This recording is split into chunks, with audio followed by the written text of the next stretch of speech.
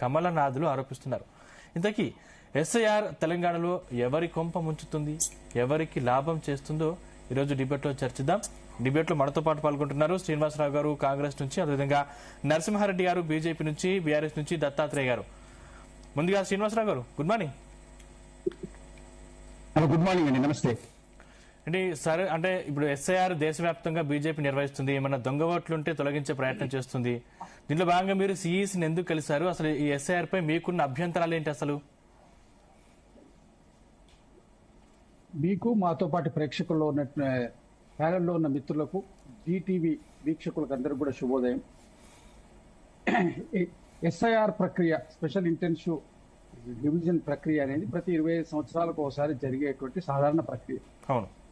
ఈ ప్రక్రియ గతంలో 2 సార్లు, స్వతంత్రం వచ్చిన తర్వాత ఇది 3వ సారి జరుగుతుంది. గతంలో 2 సార్లు జరిగినప్పుడు ఈ విధమైనటువంటి చర్చ కానీ, ఈ విధమైనటువంటి అభ్యంతరాలు కానీ ఎక్కడ రాలేదు. కారణం ఏంటంటే ఎస్ఐఆర్ లో ఉండేటువంటి ప్రధానమైన అంశం ఆ సంవత్సరాలు, ఈ కాల పరిమితిలోపు చనిపోయినటువంటి వారిలో లిస్ట్ నుంచి డిలీట్ చేయడం, అదేవిధంగా ఒక దగ్గర నుంచి ఇంకో ప్రాంతానికి షిఫ్ట్ అయిన వాళ్ళు, అయితే వివాహాలు అయిపోయిన తర్వాత మహిళా సోదరీమణులు పుట్టింటి నుంచి అత్తగారింటికి వెళ్ళడం, అక్కడ ఓటు నమోదు చేసుకోవడం, అలాంటి ప్రక్రియ.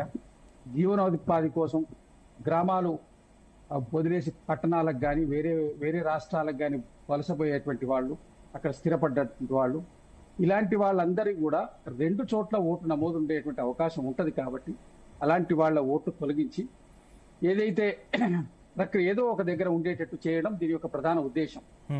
కానీ ఎప్పుడైతే భారతీయ జనతా పార్టీ ఇది సర్ ప్రక్రియను మొదలుపెట్టిన తర్వాత బీహార్లో కానివ్వండి, బెంగాల్లో కానివ్వండి, మిగిలిన అనేక ప్రాంతాల్లో కూడా దీన్ని వాళ్ళకి రాజకీయంగా వాళ్ళకి లబ్ధి చేసుకునేటువంటి ఒక అస్త్రంగా వాడుకుంటున్నారు. ఏ విధంగా వాడుకుంటున్నారంటే, ముఖ్యంగా ఏ వర్గాల ఓట్లు వాళ్ళకి రావు, ఏ వర్గాల ప్రజల యొక్క ఓట్లు వాళ్ళకి రావు, వాళ్ళని ఏదో ఒక కారణం పెట్టి వాళ్ళ డిలీట్ చేసేటువంటి ప్రక్రియ జరుగుతుంది. గత అనుభవాన్ని దృష్టిలో పెట్టుకొని కాంగ్రెస్ పార్టీ కానివ్వండి, టీఆర్ఎస్ఏ కానివ్వండి, మిగిలిన అన్ని పార్టీలు కూడా అప్రమత్తమై తెలంగాణలో జరిగిపోయేటువంటి స్పెషల్ ఇంటెన్సివ్ డివిజన్లో ఏ విధమైనటువంటి ఎలుకలు వహించాలి, అక్కడ జరిగినటువంటి లోపాలు ఏమున్నాయి, వాటిని అన్నింటినీ తెలియజేసి అవేర్నెస్ చేసేటువంటి కార్యక్రమాన్ని అన్ని పార్టీలు చేపట్టినాయి. దాంట్లో భాగంగానే నిన్న ముఖ్యమంత్రి గారు కాంగ్రెస్ పార్టీకి సంబంధించినటువంటి ఒక ప్రధానమైనటువంటి వ్యక్తి కాబట్టి వారి యొక్క సూచనలు, సలహాలు కూడా ఉన్నటువంటి పార్టీ వర్గాలకు అందజేయడం కోసం మా ఇన్ఛార్జి అయినటువంటి మీనాక్షి నటరాజన్ గారు, మా పిసిసి అధ్యక్షులు మహేష్ కుమార్ గౌడ్ గారి నేతృత్వంలో జరిగినటువంటి సమావేశానికి ముఖ్యమంత్రి రేవంత్ రెడ్డి గారు కూడా అటెండ్ చేయడం జరిగింది. వారి యొక్క సలహాలు, సూచనలు, వారికి ఉన్నటువంటి ఫీడ్బ్యాక్, ఏ విధమైనటువంటి జాగ్రత్తలు తీసుకుంటే మన ఓటర్లను పూడగొట్టుకోకుండా మనం సరి అయినటువంటి దాంట్లో ఉంటామన్న దాంట్లో అందరూ అలర్ట్ అవుతున్నారు. దాంట్లో భాగంగానే కాంగ్రెస్ పార్టీ కూడా అలర్ట్ అయింది.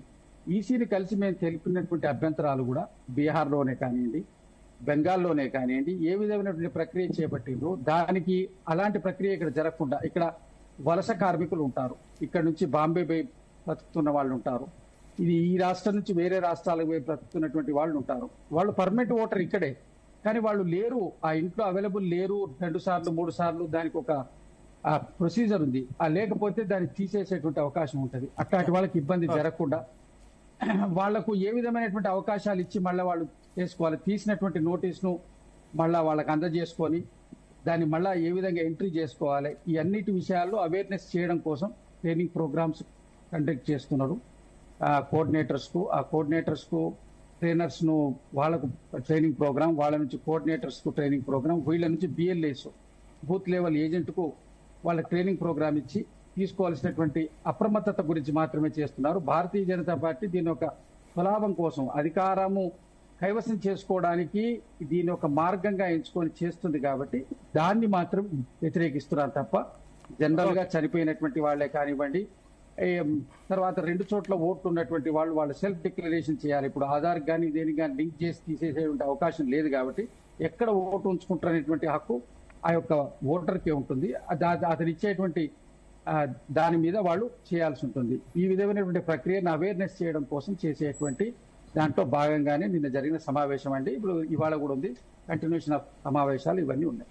ఓకే ఇది ఓకే జరుగుతున్నటువంటి ప్రక్రియ. ఓకే ఓకే ప్రముఖ విశ్లేషకులు డాక్టర్ జయరాం గారు కూడా జాయిన్ అయ్యారు. జయరాం గారు good morning. Very good morning. So ఏం చెప్తారు సార్ మీద మళ్ళీ తెలంగాణలో వివాదం ముదురుతుంది అంటే బీజేపీకి అనుకూలంగా ఉన్న ఓట్లు మాత్రం ఉంచి అనుకూలంగా లేని ఓట్లు తీసేస్తున్నారని ప్రధాన ఆరోపణ ఉంది బీజేపీ మీద. దీనికి సంబంధించి కాంగ్రెస్ సమావేశం నిర్వహిస్తుంది, బీఆర్ఎస్ సమావేశం నిర్వహిస్తుంది. అసలు ఇది దీంట్లో ఏం జరుగుతుందంటారు?